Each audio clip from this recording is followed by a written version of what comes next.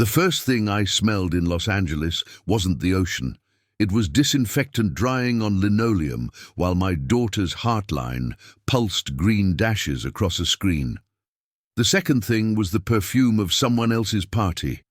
A photo on my phone, champagne sweating on teak, Marina del Rey shining behind the glass, sent by my son-in-law with the caption, "Final touches for Sunday." That's how I learned where he was while Hannah lay in ICU. Before we continue, please subscribe to the channel and tell me where you're listening from. It was May 18th, a Saturday, just past 2:14 p.m., and the ICU light was the color of old paper. Nurse Priya spoke low, like grief was a patient in the next bed. "Your daughter's stable for now," she said. "Dehydration, stress, a hard collapse. We're monitoring." She flipped the visitor binder around, names, times, little lines. "Of truth, Vale, 5:18, 10 min. 10 minutes. I've boiled eggs longer than the husband stayed." I took Hannah's hand, the same hand that used to tuck my collar flat before job interviews, and set my wallet on the bedside table like an anchor. Her phone was in a clear hospital bag, with her rings and a folded grocery receipt. On the lock screen she smiled on a February boat ride with him, the water bright and dishonest. I asked Priya if I could look through her tote for insurance cards. "Of course," she said. "If it helps her care, it helps." In the front pocket, a crumpled $2,800 florist invoice dated 5/27, Casa Flora, Orchids Plus Ceremony Arch. Under it, a single page from Silver Lake Credit Union with the kind of number that makes you sit down. 699 842 La Hellock Draw, posted 4/29.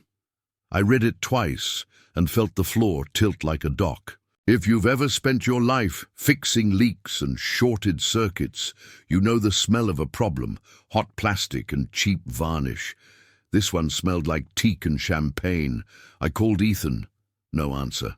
I texted, "Hannah's in ICU. Where are you?"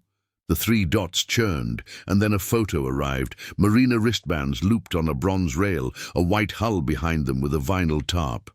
"Vida," the lettering said, just peeking out. He wrote, "Prepping.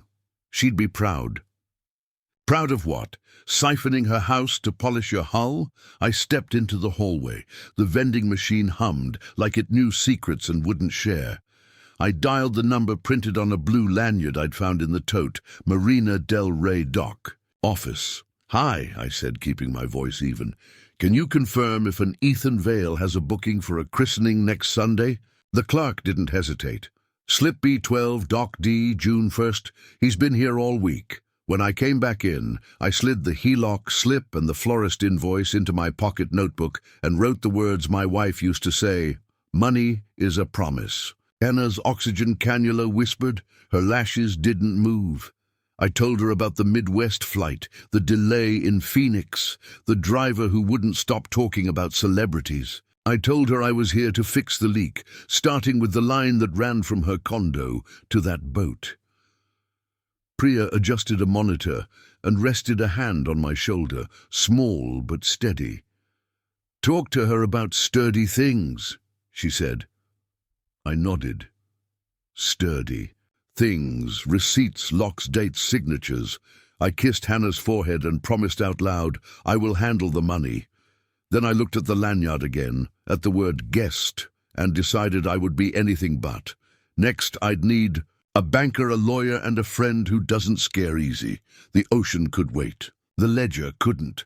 At 3:06 a.m., the ICU turned into a chapel of fluorescent hums and blinking green faith. I watched the monitor count seconds like a metronome for a life that wouldn't open its eyes. Somewhere below, a delivery truck hissed in the loading dock. I'd worked nights for 35 years. I know the sound of a building breathing.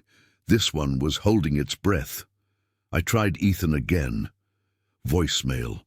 His recorded voice was warm, salesman sincere. "Leave a message and make it a good one." I didn't leave one. I set my phone face down and pressed both hands to my face until I saw sparks. Then I did the one thing that felt honest. I set a timer for 7 minutes and let myself fall. Apart. It wasn't dramatic. No sobbing into curtains, just a quiet collapse in a vinyl chair with a tear line I didn't wipe because there was no point pretending I wasn't afraid. My wife used to say, panic is interest on a debt you never owed. When the timer buzzed like a microwave at 3:13, I wiped my cheeks, pocketed the fear, and stood up. Debt paid. Work to do. The visitor binder sat like a ledger that had been waiting for me. E. Vale, 518, 10 min. His handwriting slanted forward like it was trying to outrun shame. Nurse Priya topped off the saline. "Do you need water?" she asked. "I need paper," I said. "Insurance cards, any copies you can legally give me. I'll stick to the rules." She nodded, the kind of nod you give a man who's chosen a path. "I can print the general care notes for the last 12 hours, she said. "They list who was here and when." At the family kiosk, I scanned Hannah's wallet and pulled the Silver Lake Credit Union card, the health plan card, the HELOC. Draw slip I'd found earlier. I used the unit copier like it was a fire extinguisher, 2 sets of everything. On the back of the florist invoice, I underlined $2,800 and wrote Casa Flora, 527 in red pen. I slid 1 set into a manila envelope and wrote, "For Lila," though I hadn't met her yet. The other set went into my notebook, the kind with a green canvas cover and a rip in the spine where I worry it like a habit. By 4:10, the hallway was empty, except for a janitor pushing a yellow bucket and whistling Blue Moon. I stepped into the family lounge to make a call that felt like picking up a hammer. "Marco," I said when he answered on the second ring, voice gravelly with sleep. "It's Hale." He didn't ask who. "Tell me where you are," he said. "Los Angeles. Hannah's in ICU. Ethan's throwing a marina party on June 1st and he's funding it with her house."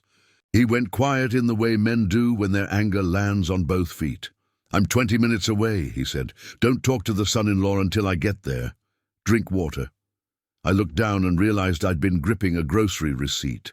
From May 16th, almonds, broth, paper towels. 28, done 13 at the Silver Lake Market. I slipped it into my wallet behind my union card, a small witness that she'd been feeding herself with discipline while someone else fed on her credit. At 6:40 a.m., first light grey crept through the louvers. Coffee from the lobby tasted like burnt toast, but heat is heat. I opened Hannah's phone with the 6-digit passcode etched on her intake bracelet. A nurse had jotted it down when she was still responsive in the ER. The lock screen slid away. To a morning of bubbles, banking alerts, a $23,500 payment titled Blue Wake Marine, Deposit 510, an $8,900 Beacon PR Media Pack 529, the 2,800 Casa Flora 527, and, like a nail in my tongue, an app notification I'd never seen before, Vida launch, embargo email scheduled for June 1st, 10 a.m. The timeline in my head snapped taut. Yacht christening at 10. Embargo lifts at 10. Optics before oxygen. Priya brought the care notes in a thin stack. "Her labs are stabilizing," she said. "She needs rest, hydration, time."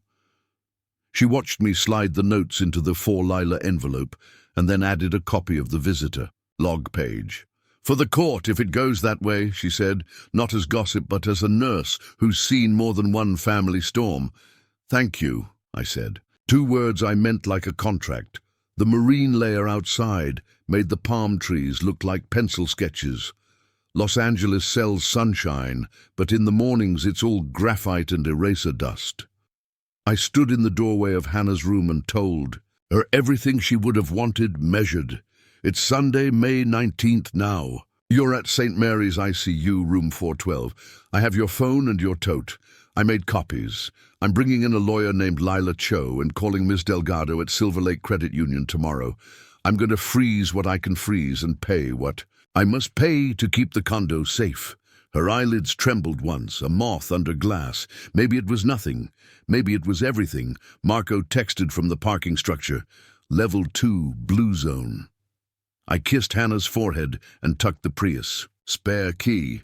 cold from the freezer bin, into my shirt pocket. Sturdy things, I whispered, the way Priya had told me. Keys, receipts, dates, signatures. In the elevator, a volunteer pushed a harp on a dolly, the strings covered by a quilt with sunflowers. "For the lobby," she said when she caught me looking. I nodded because a harp in a hospital makes as much sense as a yacht at a bedside. Each note a choice about what matters. The doors opened to morning and exhaust. I squared my shoulders, found Marco's battered sedan, and held up the 4 lila envelope like a flag. Collapse was over. The cleanup crew had clocked in. By May 19th, Los Angeles had burned off its morning, grey, and replaced it with the kind of heat that sticks to your collar. Marco drove us from the hospital to Silver Lake. The windows cracked just enough for the breeze to smell like jacaranda and engine oil. My daughter's condo sat on a hill, pale yellow stucco, with a balcony that once held her herb pots. When I unlocked the door with the spare fob hidden above the breaker panel, the house welcomed us with a stale stillness, like it had been waiting for someone to notice it was hurting too. The place smelled of basil that had gone dry and old printer. Toner. Hannah had always worked late. A half-eaten container of lentil soup sat in the fridge with the May 17 date scribbled in marker.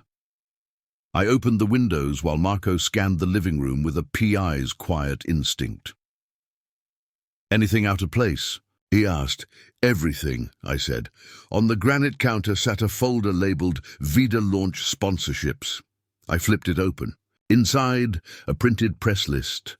A run of show for a June 1st, 10 a.m. yacht christening at Slip B12, Dock D, Marina del Rey, a list of sponsor tiers, and 4 monogrammed champagne flutes etched with EV, HV, 61. Those initials next to each other felt like a bad tattoo someone scratched into glass. I slipped the flutes back, careful not to leave prints. Next came the receipts, clipped neatly in the folder. $23,500, Blue Wake Marine. Deposit 510, 12,260 catering invoice, 527, 8,900 Beacon PR, media package, 529, $2,800, Casa Flora, orchid ceremony, 527 each piece was a breadcrumb leading from her home equity to his fantasy. A line from my wife echoed in my head. Every receipt is a truth someone was hoping you wouldn't read. I took photos of everything, front, back, corner, timestamp on my phone, and printed 2 sets using Hannah's home printer. One set into the 4 lila envelope. The other went into my green notebook with the frayed spine. I fixed boilers that exploded, patched roofs in storms, rewired half a building during a blackout. But this, paperwork laid out like bones, was a different kind of demolition. I called attorney Lila Cho from the balcony. "Mr. Hale," she answered, voice crisp yet warm. "Marco briefed me. I'm reviewing the HELOC document." She didn't waste seconds. "If your daughter has been incapacitated since May 18th and funds were withdrawn on or after April 29th, we can petition for an emergency conservatorship. We'll need medical declarations, financial statements, and evidence of dissipation." "I have it," I said. "Receipts, bank alerts, vendor invoices, sponsor list, and a day-by-day timeline." "Good," she said. "Judges hate gaps. File by May 23rd. We'll request a temporary restraining order on further spending." While I spoke with her, Marco slipped outside. When he returned 30 minutes later, he held his phone like a prize. "Followed Ethan to Blue Wake Marine," he said. "Caught a sales guy talking about his big reveal. Got video." He looked around the condo and frowned. "She kept everything neat. He's a mess maker." I checked Hannah's phone again. A banner notification blinked. HOA dues letter, due 6/5. Small but important. Missed dues can become liens. Liens become leverage for men like Ethan. Before we left, I opened the freezer for ice and saw the Prius spare key tucked in an old yogurt container. My daughter's way of hiding valuables from herself so she'd never lose them. I held it up. "He's not getting her car," I said. I stood in the doorway one last time before locking up. The condo looked smaller now, like it understood it was part of a crime. The sun outside was too bright for morning, but just right for planning. The next day would be May 20th, Bank Day, and Ms. Delgado at Silver Lake Credit Union would have answers. I walked down the steps with the 4 lila envelope pressed against my chest like it had a pulse of its own. May 20th arrived with a heat that felt smug, like Los Angeles wanted to remind me I wasn't on my home turf. Marco dropped me at Silver Lake Credit Union, a small brick branch with bougainvillea curling over the awning. I wore my old Union blazer, navy blue, brass buttons, shoulders. A little stiff. I've learned something in my years of fixing other people's disasters.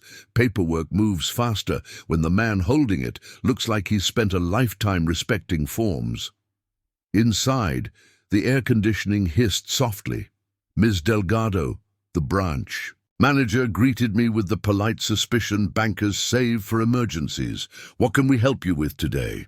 My daughter, I said, setting down the HELOC draw slip with the $619,842 figure circled. She's been in ICU since May 18th. I need to understand who authorized these withdrawals. She led me to her office, the kind with motivational quotes. In cheap frames, she typed quietly. The draw was authorized by Hannah Vale through the online token. I slid the ICU admission form across the desk, followed by the physician's declaration of incapacitation. She couldn't sign for a pizza after May 18th, let alone a home equity draw. We're filing for temporary conservatorship by May 23rd. Ms.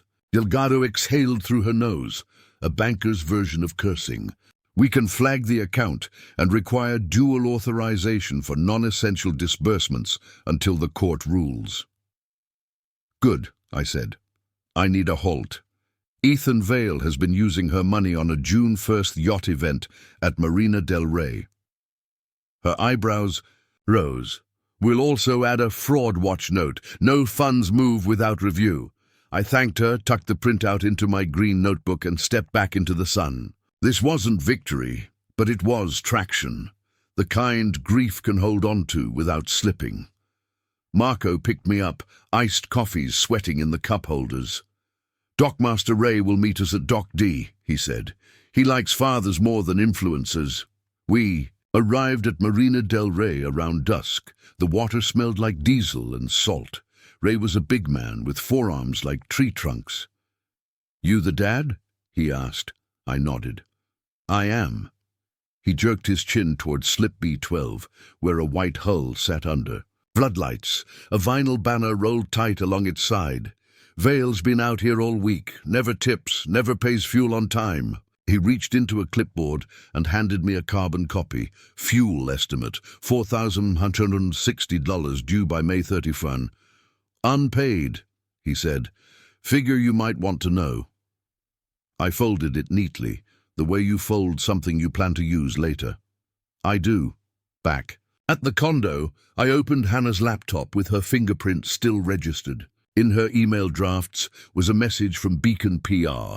Press list confirmed. KTLA, Coast Life, local bloggers. Embargo lifts June 1st, 10 a.m. The phrase embargo lifts felt like dynamite wrapped in ribbon. Optics mattered more to Ethan than oxygen. That was his weakness. I took a photo, printed 2 copies, and added them to the 4 Lila pile. Lila called just as I was taping another receipt to my growing butcher paper timeline. I've drafted the ex parte petition, she said. Priya is preparing the visitor log affidavit. We file first thing May 23rd. Good, I said. I bought a $19 pocket recorder at Rite Aid. Keep it visible if you record, she said. California's consent laws matter. I know, I said. I'm not Ethan. The night ended with the condo quiet around me, the printer still warm, and the Marina Gate code, 7281, scribbled on a sticky note. Revenge wasn't rage. It was arithmetic, and every number was lining up. May 21st began with a sky the color of a steel filing cabinet, flat, stubborn, unhelpful. I hadn't slept more than an hour, but years of night shifts had taught me how to move on fumes. Marco met me outside the condo with a breakfast burrito and a look that said, "You're running on willpower and spite." He wasn't wrong. We spent the morning cross-checking receipts. At Casa Flora, Marco had already pulled the audio the day before, Ethan laughing with the florist saying, "Yeah, hospital bills are insane, but orchids. You only christen a yacht once." The audio clipped at the end where the florist said, "Charged to the same card," and Ethan answered, "Yep, her account." I listened in the passenger seat, my jaw tightening with every word.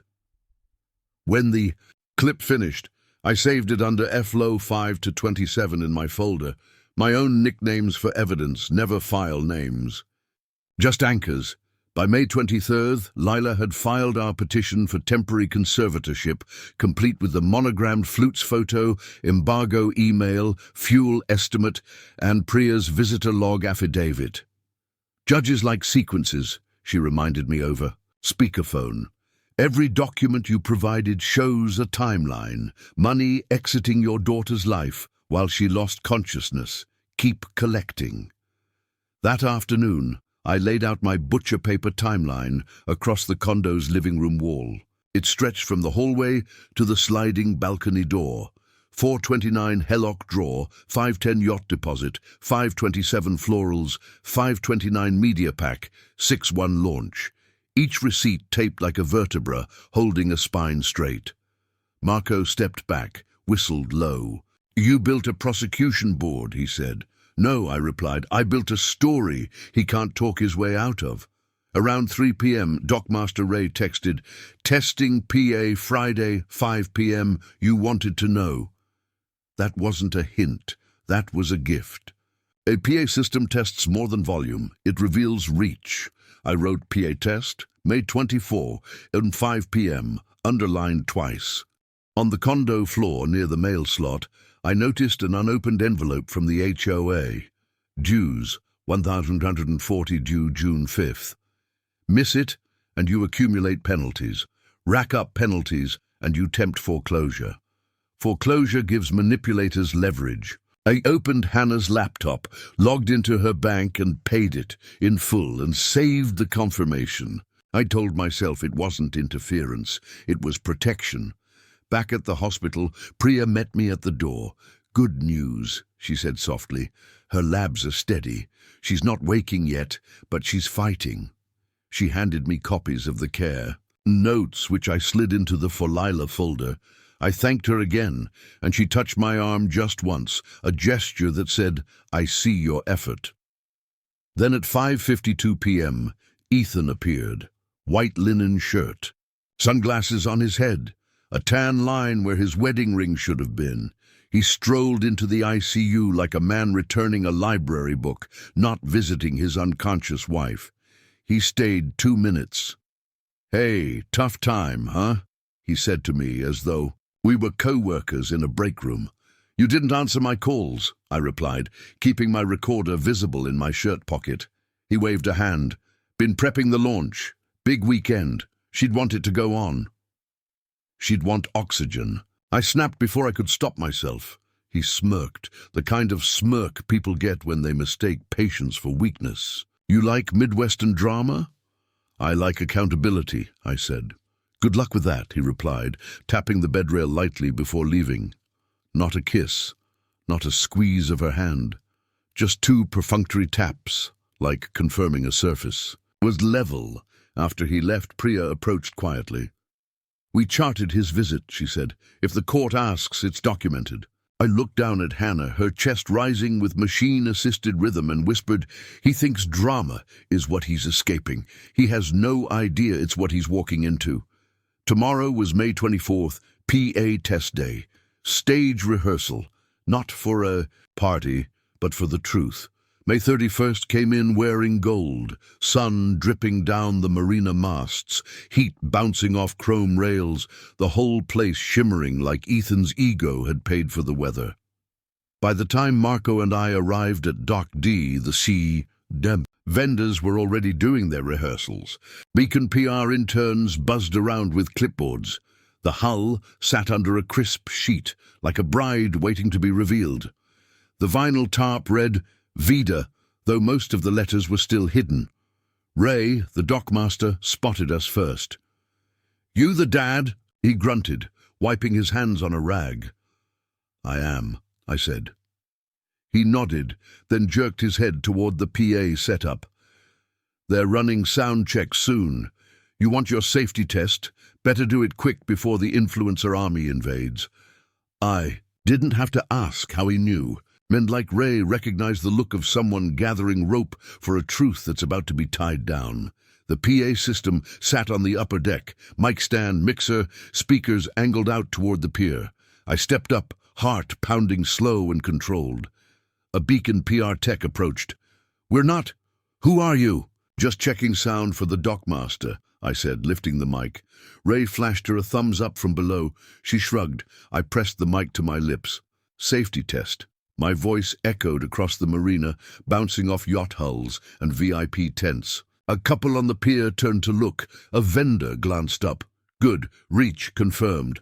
While the sound tech adjusted levels, I slipped the injunction draft, stamped with the court header we'd file after the weekend, behind the helm panel. A yellow sticky note on top. "Open 6-1 if necessary." It wasn't evidence yet, but it would be. Marco appeared beside me, holding 2 coffees like peace offerings. "KTLA's field producer is here," he murmured. "She's off the record, but she's curious. The camera crew's on standby if you give her something real tomorrow." "Oh, I'll give her something," I said. "Numbers. Judges love numbers, so do journalists." That night, back at the hospital, the marina smell still on my clothes, I settled into the chair beside Hannah. Priya entered with an update. "She flickered her eyes earlier, only for a moment, but it's something."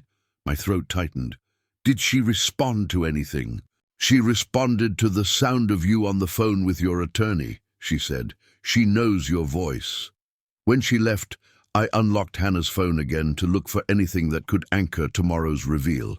That's when I found it. A text thread from April 30th. "Ethan, if we draw the line now, all the sponsor money fits." "Hannah, draw what line? It's my home." Ethan responded with nothing but a thumbs-up emoji. I stared at that yellow thumb for a long minute. Not a smoking gun, but a fuse. Enough to show motive. Enough to show he wasn't helping her build a life. He was stripping it. I held her hand and spoke softly. "Tomorrow is June 1st, sweetheart. 10 a.m. They'll unveil that boat. And I'll unveil the truth. I'm not stopping the party, just turning it into something honest." Her fingers twitched once. Maybe reflex, maybe recognition. I didn't let go. On my way out, I passed a father reading to his son in the pediatric wing. His voice cracked on the words, "sturdy oak tree." The phrase followed me into the elevator. Sturdy things. Priya's advice again. Out in the parking structure, the city hummed like a wire pulled too tight. Marco leaned against his car. "You ready for tomorrow?" "I've been ready since I smelled disinfectant instead of ocean," I said. He cracked a smile. "Then let's sink his yacht without touching it." June 1st waited on the other side of the night like a courtroom door about to open. The morning of June 1st felt staged, because it was. Marina del Rey wore its best light, the sun bouncing off chrome like someone had polished the air. I hadn't slept properly in days, but I was awake in the way people are awake when they know a math problem must balance. Deliberate, patient, ready. By 9 a.m., the VIP tent smelled of sunscreen and expensive coffee. Beacon PR had placed their logo flags just so. The hull, Vida, sat with a sheet over its flank like a promise. Guests arrived with lanyards and small smiles. A KTLA van idled at the end of the pier. Marco squeezed my arm once and mouthed, "Ready?" I mimed back a single nod. Ethan moved through his crowd like a meteor in a tailored shirt, flashing teeth at a sponsor and accepting a floral arrangement. Casa Flora invoice, $2,800, $527, as if it were a trophy. He had the choreography down. Thank you speeches, a brief mention of family, the unveiling. He thought optics could erase actions. Dad! Hannah's name tripped in my head like a bell. I kept it there. Loud things don't rattle as much when you pin them down.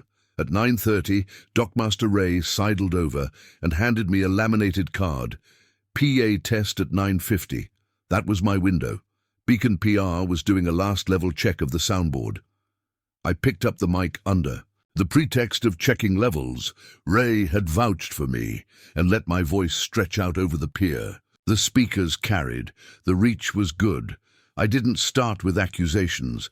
I started with details, because details are the scalpel of truth. "Good morning," I said into the mic, letting the sentence sit like a stone. "My name is Martin. Hail. My daughter Hannah Vale is in St. Mary's ICU in Los Angeles. She was admitted on May 18th. While she fought for her life, funds were drawn from her home equity, $699,842, posted 4/29, and used for today's event." A half mutter went through the VIPs. Cameras pivoted. Ethan froze. He tried to smile, but the muscles wouldn't find the rehearsal. Beacon PR's producer, who'd promised Marco off the record, lifted a hand and pointed the camera toward me. Marco's body cam, rolling from where he stood near the dock office, streamed directly to a field producer waiting by the KTLA van. I kept the mic steady. "There's a deposit record. $23,500 to Blue Wake Marine on 5/10, and invoices for catering $12,260 on 5/27, media $8,900 on 5/29, and florals $2,800 on 5/27, all charged to Hannah's accounts. While she lay unconscious, these charges were posted. I let each number drop into the hum like coins on a table. Someone whispered, "Is that true?" A sponsor's assistant checked a phone. The sound tech's fingers paused on the mixer. I cued Marco with a glance and hit play on the pocket recorder, tucked into my jacket breast. The small device gave a soft click. Then the florist's voices filled the air. Ethan laughing, the florist asking, "Charged to the same card?" And Ethan's reply, "Yep, her account." The clip was short, but it exploited a corner of his confidence like light finding a crack. The recording's edges weren't pretty. They didn't have to be. Marco's body cam captured Ethan's face when the audio played back. A flash of recognition, then rage like a man discovering his helmet had a crack. Ethan lunged for the mic, hands reaching for the stand as if uprooting the truth would bury it. "You can't," he started, voice high and brittle. I stepped back and let the doc do the work of spectators. "I'm not stopping your event," I said into the mic, voice calm enough to carry. "I'm stopping the dissipation of funds. The court issued a temporary restraining order this morning, 8:41 a.m., prohibiting further disbursements pending review. You can keep your ribbon cutting. You cannot cut into her estate." A murmur swelled. Ethan's lawyer, there was always a lawyer, moved toward him with a clipboard and the practiced urgency of someone trying to orchestrate damage control. Beacon PR's interns clustered like startled birds. Phones came out, not for the product but for the moment. Ethan's face went red, and I watched him calculate sponsor relationships, press hits, social media narratives. Then he aimed his anger like an ineffective flare at me. "You're grandstanding," he spat. "This is private, this is family." He reached for the mic again, more forceful this time. "You were here for 2 minutes on May 18th, I said, unspooling the visitor log like ribbon. I held up the folded page Priya had photocopied for me. It says in black and white. I heard Priya's voice from the affidavit she'd sworn to, E. Vale, 5:18, 10 minutes. It was small and humiliating, but a fact. I let it sit. KTLA's field producer stepped forward and asked for a comment. The Beacon PR lead, suddenly without a script, offered Ethan the microphone. He grabbed it, and his speech turned to performance. Denials, blurred recollections. We discussed finances together, and the old defensive line, "We're building something." The crowd listened like a jury listening for motive. His words fell short. Then a sponsor, One of the heavy-ticket names pulled their manager aside and whispered into an earpiece. I watched them check their own contracts. Contracts fold at the seam when liabilities appear. The marina manager walked up, clipboard in hand, and slapped a red financial hold tag on the rail beside Vida's boarding ladder. He looked to me, not with triumph, but with the relief of someone who hates people burning bridges. Ethan's chest tightened. He lunged toward the dock office, and a security guard blocked him gently but with purpose. The maid of honor of his PR life tried to salvage the moment with platitudes about family and community. But the cameras had already done their work. The recorder's audio, Marco's cam, the embargo email, the HELOC slip images I'd distributed quietly to the KTLA producer, those were now threads in a public skein. I ended it the only way that would keep both pressure on and procedure intact. "We will resolve this in court," I said, stepping back from the mic, the speakers swallowing my words and sending them along the pier. "There's a hearing scheduled for June 6th downtown. Until then, no further payments, no vendor access, no fuel draws. The court will decide what's essential for Hannah's care and what's discretionary." Ethan stumbled over apologies that sounded like rehearsed lines. His sponsors shifted, checking their phones and contracts. Beacon PR gathered their interns and packed up in small, flustered clusters. The banners hung limp in a new wind. As I walked away, a woman from KTLA touched my shoulder and said quietly, "You did good for her." Marco fell into step beside me, camera still running. Dockmaster Ray shook my hand and handed me the carbon copy of the unpaid fuel estimate, $4,260, with due by May 31 stamped across it. "We put a hold on the slip," he said. "You did the right thing." I held the recorder in my hand and felt the weight of it, small and mundane and true. The boat still floated, the champagne still chilled. The truth had not sunk a yacht, it had simply rerouted the currents. I drove back to the hospital with the sea on one side and a stack of copied receipts on the passenger seat like evidence, in a small coffin. The showdown had been public, ugly and lawful. It had also been necessary. When I stepped into Hannah's room that night, her fingers tightened around mine. She didn't speak fully yet, but she mouthed one word clearly: safe. On June 6th, Los Angeles looked different, quieter, as if the city itself knew a verdict was coming. The Stanley Mosque courthouse rose out of the concrete like a stack of old law books, square and heavy, smelling faintly of sun-warmed stone. I walked through the metal detector with the 4 Lila envelope under my arm, my green notebook in my pocket, and my daughter's strength in my chest. Lila met me in the hallway outside Department 11. Her blazer immaculate, tabs sticking out of her binder like colored wings. "We're prepared," she said simply. Marco stood beside her, hands tucked in his jacket pockets, the body cam in his palm like a truth grenade. Inside the courtroom, the air felt cold, purposefully so. Judge M. Ortega presided with the expression of a man who'd seen every shade of family drama and wasn't impressed by theatrics. Ethan sat at the respondent's table in a suit he didn't deserve, tapping his foot like a teenager forced to attend detention. The judge began with the basics. "Ms. Cho, proceed." Lila opened the binder to the first tab. "Your Honor, we are seeking temporary conservatorship of the estate of Hannah Vale, admitted to St. Mary's ICU on May 18th. During her incapacitation, significant funds were used for non-essential expenditures." She handed up the visitor log affidavit, Priya's handwriting neat and unwavering. The judge read the line aloud. "E. Vale, 518, 10 Min." His eyes rose, unimpressed. Next, the fuel estimate, 4,760, due 5/31. Then the florist invoice, 2,800, for orchids and archways. The judge's brow tightened. This was purchased while Miss Vale was hospitalized. "Yes, Your Honor," Lila said, and funded through her HELOC, drawn at $690,842 prior to her collapse. Ethan's attorney stood. These were marital decisions. My client was planning a business event for both of them. Lila cut in with a soft but lethal line. Then he should have waited until she could breathe without a machine. I watched. The judge's jaw shift. Just a millimeter, but enough. He turned to Ethan.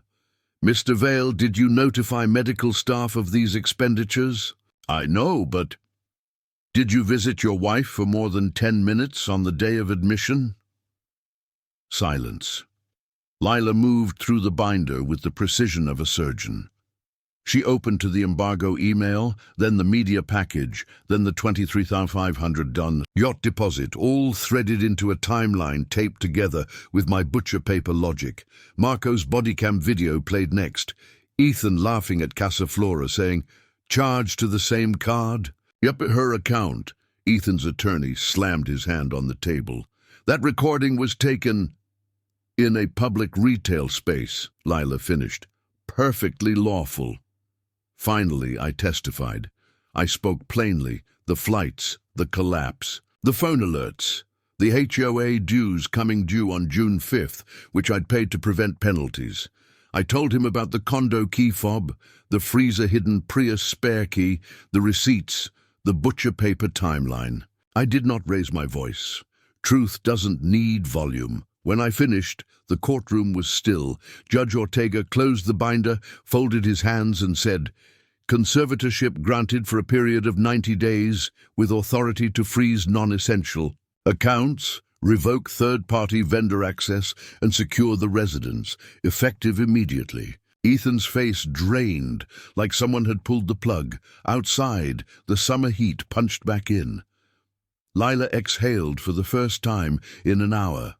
Marco clapped my shoulder, and when I returned to St. Mary's that evening, Hannah opened her eyes, clear, steady, and whispered one word I'll never forget: "Dad." I nodded, tears blurring the edges of the room. "The condo's safe," I whispered. "Everything's safe. Justice doesn't arrive with trumpets or parades. Sometimes it comes in the form of a hallway, quiet, sunlit, smelling faintly of floor polish, and the knowledge that the storm you've been walking through has finally begun to weaken." That's how June 7th felt at St. Mary's ICU. Calmer, steadier, the kind of day where the machines seemed less like guardians and more like companions watching over my daughter as she slowly found her way back. I brought Hannah a small vase of supermarket lilies, $14.99, receipt folded into my notebook. She blinked slowly when I set them down.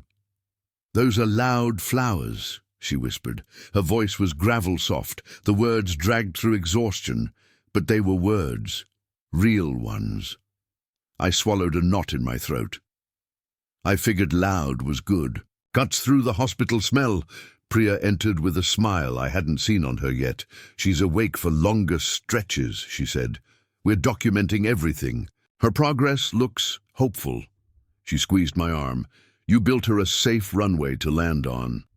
That runway was made of documents, hundreds of them. Over the next few days, I moved through Hannah's life with deliberate, measured steps. I changed the condo locks and logged the new key codes in my ledger. I inventoried her jewelry, each piece photographed with Marco's camera, logged with date and location. Not because I distrusted Hannah, but because I trusted the legal system. Less. Everything needed to be exact. When I met Ms. Delgado again at Silver Lake Credit Union, she had already pulled the flagged accounts. "Dual signature authorization is now live," she said. "Nothing moves unless you or your daughter approve it together." She showed me the restructured HELOC plan, penalties paused under hardship review, and pushed forward a stack of papers that felt like breathing room. Hannah wouldn't lose her home, not on my watch. Back at the condo, I boxed the monogrammed champagne flutes, EV HV 61, and held them a moment before placing them on the top shelf of the hall closet. They were beautiful. They were heavy. They were a reminder that someone had tried. to use my daughter's initials as decorations at her own financial funeral. I shut the closet door with a slow, deliberate click. Outside, the marina lay quiet. No music, no banners. The red tag on Ethan's yacht baked under the June sun, its color bright and accusatory. Vendors emailed me privately with apologies. A sponsor sent a message. We had no idea. We're withdrawing support. I saved every message in a new folder called After, because everything after the showdown felt like a new chapter. Nurse Priya later told me the ICU staff had started calling me the Marina Dad, half joking, half awed. I'm not a hero. I'm a custodian. I fix things people forget to maintain, and as I sat beside Hannah's bed that evening, her hand warm in mine, I replayed the yacht christening in my mind, not the gasp of the crowd, not Ethan's sputtering. Outrage, but the moment after the dollar amounts dropped from my mouth, the pause, that heavy electric silence where truth weighs the air down. Numbers aren't gossip, they're gravity. When Hannah squeezed my hand with newfound strength, I knew something important. Revenge hadn't been about punishing Ethan. It had been about protecting the small world my daughter had built with sweat, discipline, and quiet. Hope. I leaned closer and whispered, "You're safe." And safer still because I kept every receipt. She smiled, weak but real. "Thank you," she breathed. And for the first time in weeks, I believed the world might steady itself. 2 weeks. Later, June 20th, Los Angeles finally felt like summer. Not the Instagram filter kind, but the real kind. Hot concrete, food truck smoke drifting through intersections, jacaranda petals stuck to tires. I pushed Hannah's wheelchair into attorney Lila Cho's little Tokyo office, the air-conditioned lobby smelling like green tea and printer ink. She looked stronger now, color back in her cheeks, hair brushed, eyes clearer, still tired, still healing, but present. Lila greeted her with a smile that softened her otherwise razor-sharp demeanor. "It's good to officially meet you, Hannah," she said, guiding us into a conference room stacked with binders. "We have updates on the forensic accounting." That phrase, forensic accounting, had become oddly comforting. It meant someone was tracing the injuries you couldn't see. Lila opened a folder and slid a summary toward us. "We've located $118,400 in sponsor funds routed through your account into Ethan's LLC, mislabeled as home improvements." Hannah's brow tightened. "That's my mortgage payment for almost a year." I placed my hand over hers. "It's coming back." "Beacon PR already refunded the $8,900 media fee," Lila said. "Casa Flora sent a $2,800 credit memo in light of circumstances. Blue Wake Marine applied the $23,500 deposit as a cancellation credit. You'll lose a small dry dock fee, but the rest is recoverable." The word recoverable felt like a breath I hadn't realized I was holding. Ms. Delgado from the credit union joined via video call. "Hannah, we can re-amortize your HELOC under hardship policy," she explained. "Penalties waived." Hannah covered her mouth, eyes glistening. "I thought I was going to lose everything." "You're not losing anything," I said. "You're keeping what's yours." After the meeting, we walked, no rush, to a quiet plaza. Hannah let the sun hit her face, soaking it in like medicine. "Dad," she said softly, "do you think I should sell the condo?" I waited a beat before answering. "Do you want to?" Her eyes opened. "No more running." "Then we don't sell." That night I moved my suitcases from the hotel to her sofa.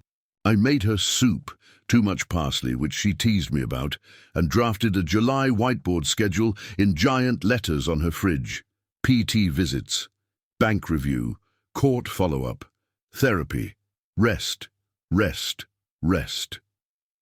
Meanwhile, Ethan's world dissolved quietly. His Instagram went from daily yacht teasers to blackout silence. The friends who used to comment hearts and flames now scrubbed their tags. One sponsor released a statement about misaligned expectations. Another unfollowed him publicly. PR in reverse. The marina kept the red tag on Vida. Dockmaster Ray texted me once. He tried to negotiate, didn't go well. My reply was simple. Let him feel the bill. Each night, as Hannah drifted off on the sofa while old sitcom reruns played, I'd sit at the kitchen table sorting the last loose papers into labeled envelopes. HELOC, HOA, hospital, refund checks. Not out of obsession, but completion. I've spent my life repairing things, and repair is methodical. When Hannah caught me staring at the pile one evening, she said, "Dad, you don't have to fight anymore." I smiled. I'm not fighting. I'm finishing. Quiet isn't triumph, but sometimes it's better. Some victories sound like a daughter breathing evenly in the next room, and a stack of corrected ledgers humming softly in a kitchen lit by one warm lamp. By July, the city's edge had softened into summer haze. Palm trees vibrating in heat ripples, the sky washed in that pale LA blue that makes everything feel like a film set. Life around us was settling.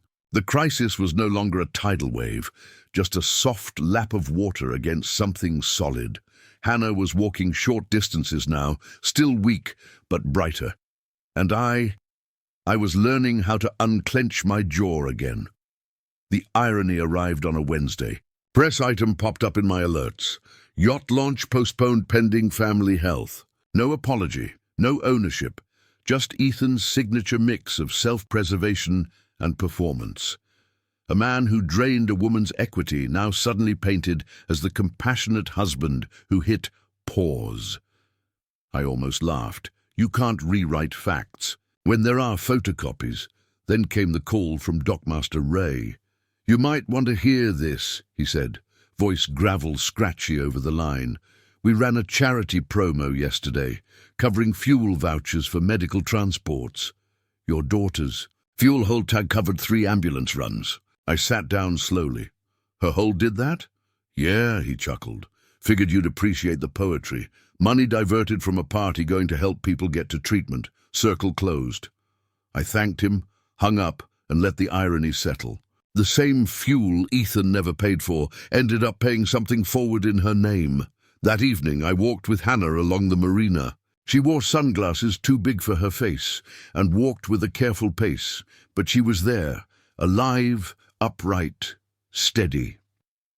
As we reached Dock D, the red tag on Vida hung limp in the breeze. Its once bright color faded to a tired pink. Hannah stared at the boat, quiet for a long time. "Do you hate him?" she finally asked. I thought about it, really thought. "I don't have room," I said. "Hate takes maintenance. I'm done maintaining things that don't matter." She nodded, tears threatening at the corners of her eyes. "I thought I ruined everything." "No," I told her gently. "He almost did. You just trusted the wrong person. It happens to adults too." Back home, we sat at the kitchen counter with glasses of ginger ale. I pulled down the box from the hall closet, the 4 monogrammed champagne flutes etched EVHV61. She flinched when she saw them. "Why'd you keep those?" "Because they're part of the story," I said. "And stories don't disappear just because we want them to. What are we going to do with them?"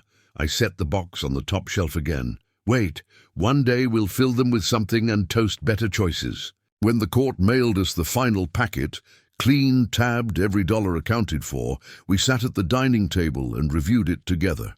We initialed the pages the court required, added a couple of sticky notes like bookmarks in a life repaired on.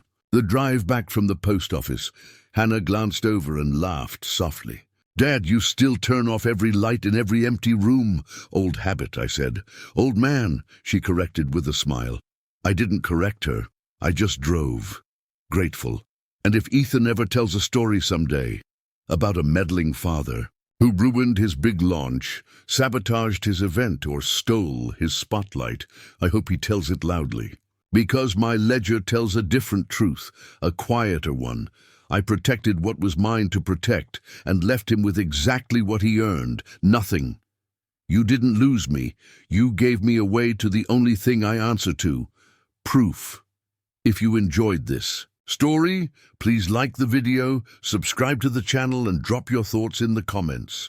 And if you're listening at night, set your thermostat the way you like it. No one else gets a vote.